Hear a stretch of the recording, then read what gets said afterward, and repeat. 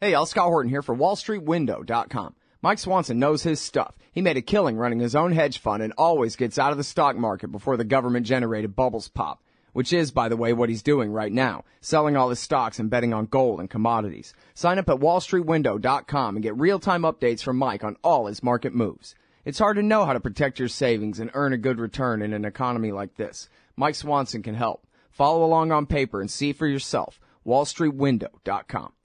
All right, guys, welcome back. I'm Scott Horton. It's my show, The Scott Horton Show. And our next guest today is Nick Turse. He's the managing editor of TomDispatch.com. That's Tom Englehart's great site that features so many great writers on so many important things, and we run virtually all of it under Tom Englehart's name at antiwar.com. He's got this neat little thing where he, or Nick, but usually Tom, they write kind of an introductory essay and then the essay. And so you get kind of a twofer. It's always really good stuff. And Nick Turse, he's the managing editor there with Tom. And he's the author of the book The Complex, which is the military-industrial complex, except it has so many hyphens and things in it now that we had to shorten it to just The Complex. And then also Kill Anything That Moves, which is all based on Army documents of their investigations of war crimes during the war in Vietnam. It's a real game changer, a very important book. You heard Seymour Hersh talking very good about it on the show just a couple of weeks back. And now he's got a brand new one, the one you didn't even know that you've been waiting for, Tomorrow's Battlefield, U.S. Proxy Wars and Secret Ops in Africa.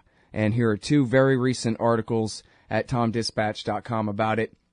The U.S. military's Battlefield of Tomorrow and AFRICOM behaving badly, which is running today at antiwar.com. Welcome back to the show, Nick. How are you doing? I'm doing well. Thanks for having me on. Good. I'm very happy to have you here. Very important work that you're doing. It's the Africa pivot, I guess, the American invasion. Can you kind of give us, first of all, a kind of overall picture for how many nations are on the continent of Africa anyway? I know it's scores and scores. And then how many of those have American involvement, and how might we conceive of that involvement in most cases or some? Sure. You'd think it's actually an easy question to answer, how many nations. It's 53 or 54, depending on how you count. There's Western Sahara, which isn't quite a nation, but it's a disputed territory. So 53 or 54, and I wanted to figure out exactly how many nations the U.S. Africa Command, or AFRICOM, which is the geographic command that's responsible for the U.S. military in the continent, how many they were involved with. And so I asked AFRICOM, and they wouldn't tell me, and I had to set about piecing it together on my own. This was, I guess, last year in an investigation for Tom Dispatch, and I came up with a number that it's at least 49 of the 53 or 54 African countries. So we're talking about a significant majority of the countries on the continent the U.S. military is involved in. All right, and now what kind of involvement? What does that really mean? Well, that's also something else that's it's difficult to find answers to. If you ask AFRICOM what they're doing on the continent, they give you an answer that sounds like some cross between the Peace Corps and Doctors Without Borders, that they're engaged only in humanitarian operations, in digging water wells, building schools, setting up hospitals, and they do some of that. But, if you look at all the things they're up to over these last few years, there's a lot more than that. There's, of course, the coalition war in Libya. They battled pirates off the coast of Somalia, carried out targeted killings also in Somalia, backed French and African proxies in Mali. They did the same thing in Central African Republic.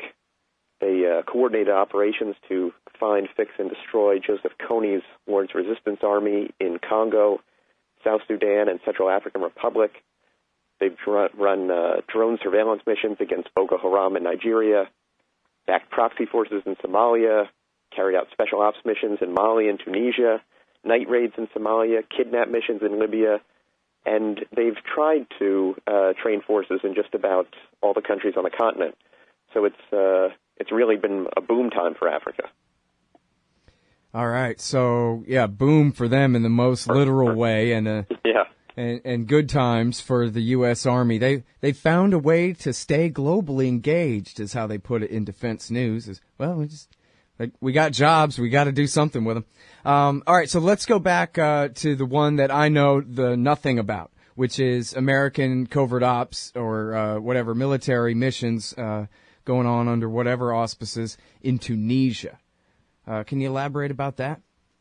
Well, it's very tough to get a fix on exactly what they've done in Tunisia. I figured this out by listening closely to what some special ops folks from a very secret unit called Naval Special Warfare Unit 10, or NSW 10, that operates on the continent. I was able to get a recording of a change of command ceremony that was carried out a couple of years ago, and they talked about the operations there. So we know that they were naval forces. NSW-10 is usually made up of Navy SEALs and the various naval support units that help the SEALs operate. I would guess that it's probably training missions. This is mostly what's done on the continent, but it's very opaque, very tough to figure out exactly what they're doing. Mm-hmm. All right, now there's a pretty big civil war going on in Libya with, I guess, two major sides and then a bunch of smaller sides as well. And I guess the assumption is, although it is disputed, that Haftar, the guy who's not the Islamist now, used to back the Islamists back in 2011, way back then, but now, supposedly, the Haftar, the secularist who lived in Virginia for 30 years or 20 years or something, is now at least presumably the American puppet there. Can you tell us what SOCOM and JSOC and the Army and whoever else are up to there? Again, it's difficult to figure this out. You know, the U.S. I talk about in the book, Tomorrow's Battlefield. I talk about how they had grand plans of building their own sort of standalone militia, this general purpose force that they were going to train, and they were going to do some of that training in Libya, then some of it off the continent. Bulgaria was one of the places. They talked about the Canary Islands for a time, and this effort just was it was a complete crash and burn operation. It never really got off the ground. I think it's actually very lucky for Libya, because the last thing that was needed, I think, was raiding the current militia forces to create a new militia trained off the continent and then being sent back in. Instead, the Europeans took the lead on this, and those operations also fell apart. The Italians tried it, and the militia members that they trained were sent back to Libya and then just bled back into the militias they had come from. In the UK, they tried these training ops, and there were a whole bunch of sexual assaults that took place around the training operation area by Libyan militiamen, and then also assaults of the Libyans there. The whole operation was scrapped. There was also I write about a little bit in the book, a special operations training effort inside of Libya, where the training base that U.S. Special Ops Forces had set up was raided by what were alternatively called terrorist forces or militia forces, who stole U.S. weapons, U.S. Advanced night vision goggles, and the lasers that are used for targeting use with those goggles, and made off with all that weaponry. The U.S. abandoned that effort and then ceded that training base to a militia, which took it over and now uses it. It's very tough to get a handle on exactly what the U.S. military is up to there right now. I think they've really scaled back their forces because it's been such a devastating defeat for them there. Mm-hmm. Yeah, it sounds like they make some tentative moves and nothing ever works out. No. Very severely burnt from Iraq War II, and I guess they can see it would take an Iraq War II level effort, and then that still wouldn't work. So, hey, they're not trying to go that far so far? I don't know. I like that. Hang on one sec. It's Nick Turse. We'll be right back, y'all. Hey, I'm Scott Horton here for The Future of Freedom, the monthly journal of the Future Freedom Foundation at fff.org/subscribe. Since 1989, FFF has been pushing an uncompromising moral and economic case for peace, individual liberty, and free markets. Sign up now for The Future Freedom, featuring founder and president Jacob Hornberger, as well as Sheldon Richmond, James Bovard, Anthony Gregory, Wendy McElroy, and many more. It's just $25 a year for the print edition, $15 per year to read it online. That's fff.org/subscribe. And tell them Scott sent you. Hey guys, welcome back to the show. I'm Scott Horton. I'm online with Nick Turse. He's got a brand new book coming out. Just came out. Tomorrow's Battlefield, U.S. Proxy Wars and Secret Ops in Africa. And he's the best journalist by far that I know of covering the American, mostly Special Forces invasion of Africa. Limited ops in unlimited places, I guess, and a lot of training going on. I wanted to mention, though, real quick that I was watching this thing on CNN about the veteran suicide hotlines, and one of the clips is of the guy that answers the phone saying, you know, a lot of these guys they call in, and they're Vietnam veterans, and he goes, think about what that's like to be ordered to kill anything that moves, and then you're a 17-year-old kid, and you're in with your unit, and you're afraid, and you're trying to fit in and do what you're ordered to do, and your orders are to kill anything that moves, and then when something moves, it's a family, and you waste them. And then you have to live with that for the rest of your life. And these are the guys who are calling into the suicide hotline. Those are their words, as told by the guy answering the helpline phone there. Trying to talk them down from slitting their own throat or whatever because of what the American politicians had them do over there, as documented in this great book. It's just a little bit of hearsay, but a little bit of corroboration for the thesis of the story you tell in the book by that name, Kill Anything That Moves, that won the Izzy Award and the American Book Award. And like I mentioned, that Seymour Hersh endorsed on this show just a few weeks back. But anyway, so when it comes to the invasion of Africa, where we left off was some special ops and attempts to train up and you know, get their feet wet somehow, intervening in Libya, and they can't seem to quite figure out a way to do it other than kill the dictator for the Libyan Islamic Fighting Group and Ansar al-Sharia. After that, they're fresh out of ideas. Is that basically what you're telling me here?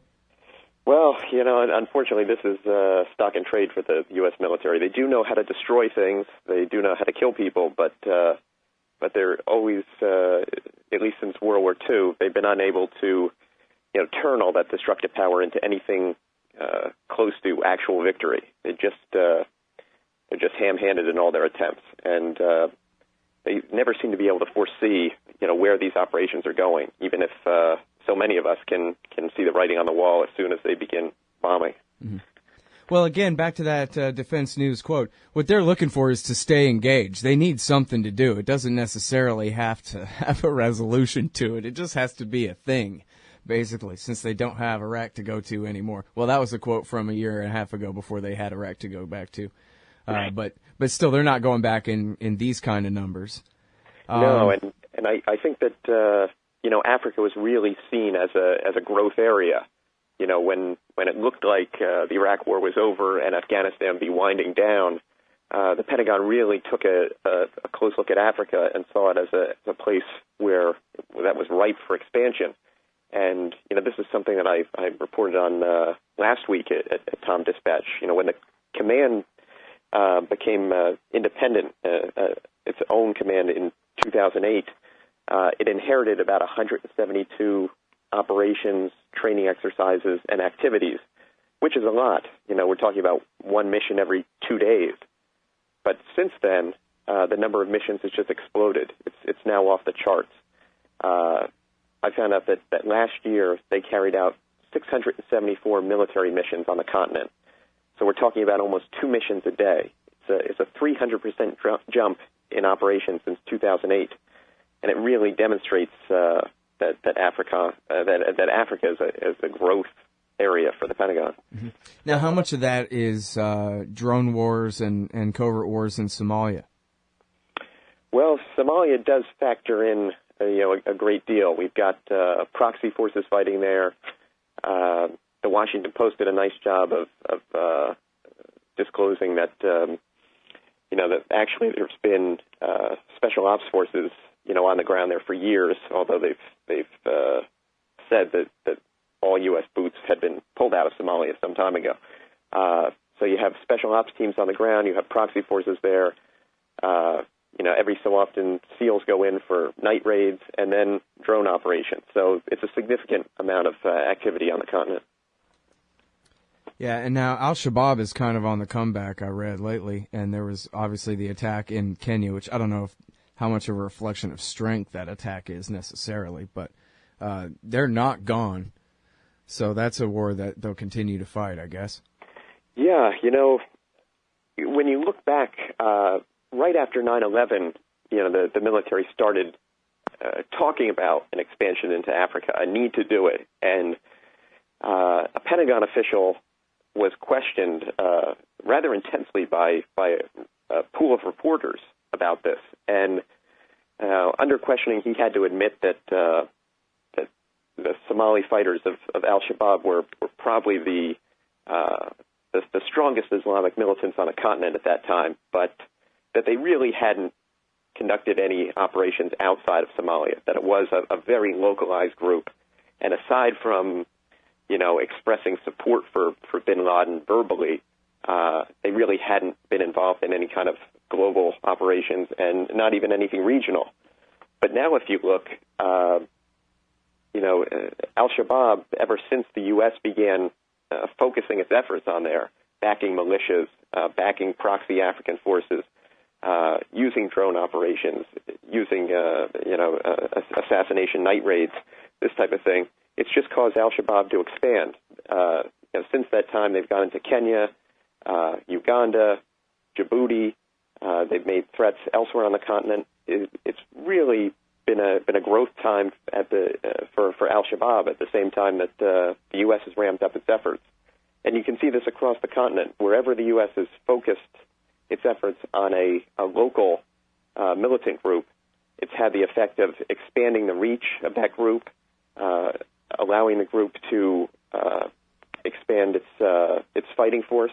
It's just been a recruiting boom, and it's again and again you see that U.S. intentions, they continue to go bust. That whatever they tried to do, the opposite has happened. Yeah, well, and so one of the major consequences, of course, of the Libya war was to chase that conflict into northern Mali, where first the Tuaregs, who had sided with Gaddafi, wanted more than autonomy. They wanted independence. That started the war. Then the jihadists came and, I guess, pushed them to the side and started a war and went all the way to the south. And so, therefore, provoking the French intervention there. But don't tell me that the Americans have been involved in Mali all along, too, Nick. Unfortunately, I have to tell you they were. Mali was seen as a bulwark for U.S. counterterror efforts after 9/11.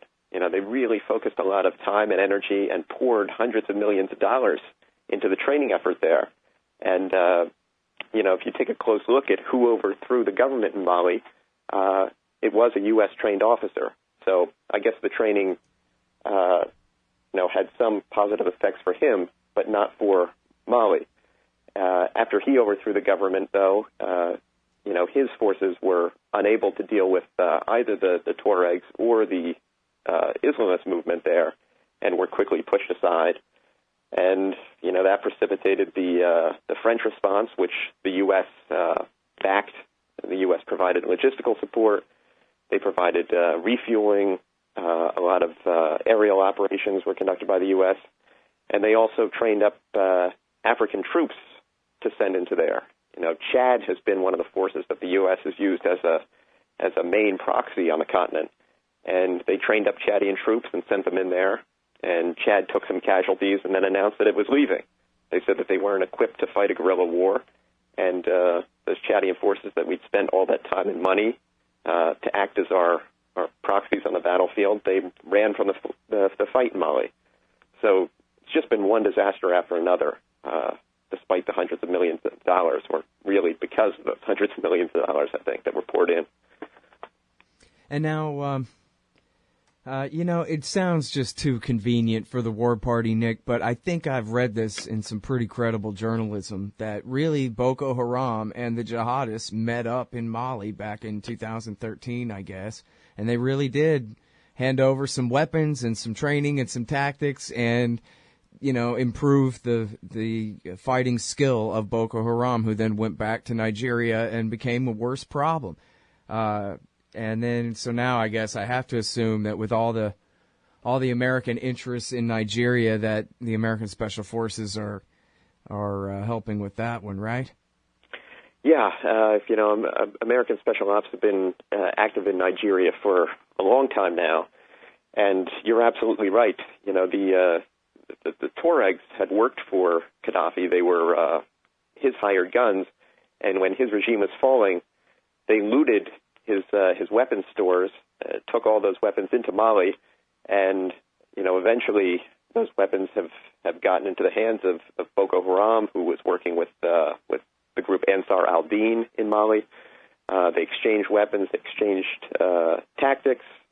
It was Mali provided a great training ground for Boko Haram to then take the know-how back to Nigeria, where they've been, a scourge in that country. And it's happened all, over and over again. And Mali really has been a clearinghouse for a lot of the militant groups in the region.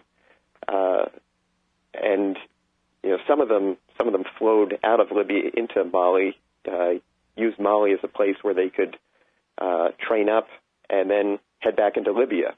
So it's also become a terror transit point.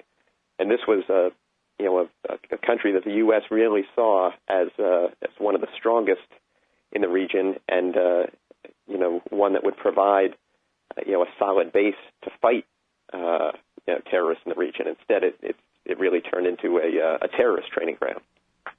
All right, now I'm sorry I'm already keeping you a minute over time. If you got to go, that's cool. But I was going to say, if you could give us a word about the latest AFRICOM behaving badly, where the soldiers are, treating the whole continent like one big Saigon and just out whoring around and having a good time.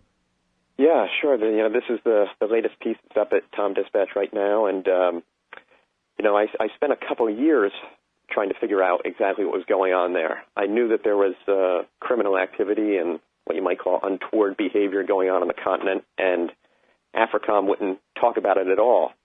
But I'd see, a story or two bubble up into the news, and I wanted to know more. So I filed, dozens and dozens of Freedom of Information Act requests, and I was able to get a hold of, many thousands of pages of documents to try and piece together a story, at least to give us a hint of what's happening there.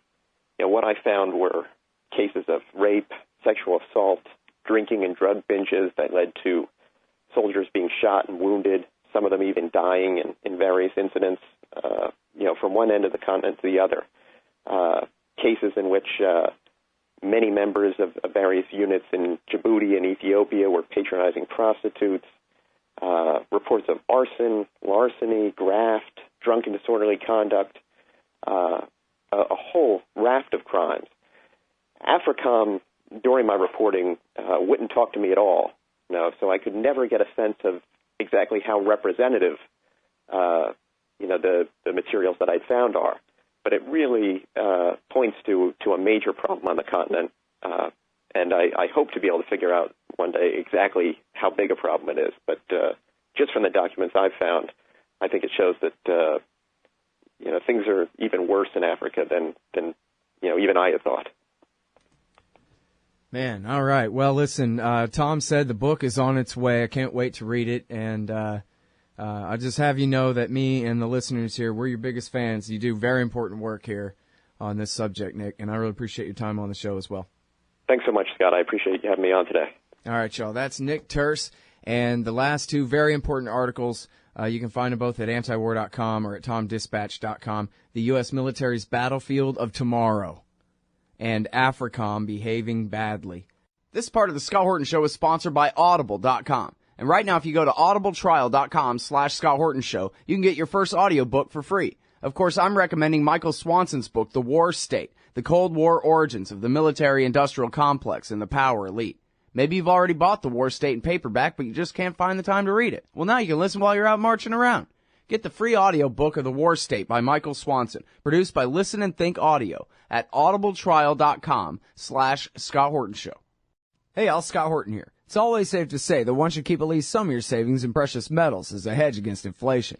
And if this economy ever does heat back up and the banks start expanding credit, rising prices could make metals a very profitable bet. Since 1977, Robertson Roberts Brokerage Inc. has been helping people buy and sell gold, silver, platinum, and palladium, and they do it well. They're fast, reliable, and trusted for more than 35 years. And they take Bitcoin. Call Robertson Roberts at 1-800-874-9760 or stop by rrbi.co.